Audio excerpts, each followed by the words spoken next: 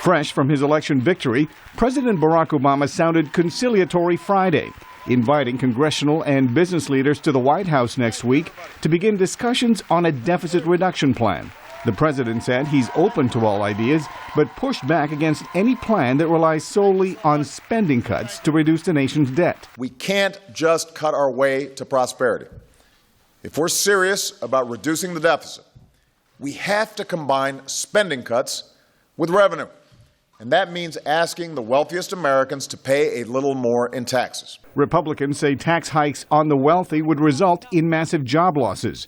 Speaking an hour before the president, House Speaker John Boehner said he would support some revenue increases as part of overall tax reforms. But the Republican congressional leader wants to extend the deadline for negotiations to work out differences. 2013 should be the year we begin to solve our debt through tax reform and entitlement reform. And I'm proposing that we avert the fiscal cliff together in a manner that ensures that 2013 is finally the year that our government comes to grips with the major problems that are facing us. Automatic tax increases and drastic cuts to defense and domestic spending kick in January 1st unless Congress is able to craft a plan to reduce the nation's nearly $16 trillion debt.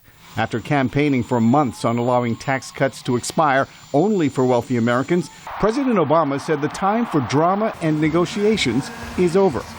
Nobody, not Republicans, not Democrats, want taxes to go up for folks making under $250,000 a year. So let's not wait. Even as we're negotiating a broader deficit reduction package, let's extend the middle-class tax cuts right now. Let's do that right now. Uncertainty over the U.S. fiscal crisis has roiled financial markets for weeks. The Congressional Budget Office says the combination of higher taxes and reduced spending could cut the deficit in half.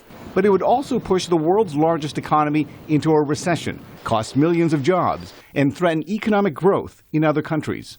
Arcega, VOA News, Washington.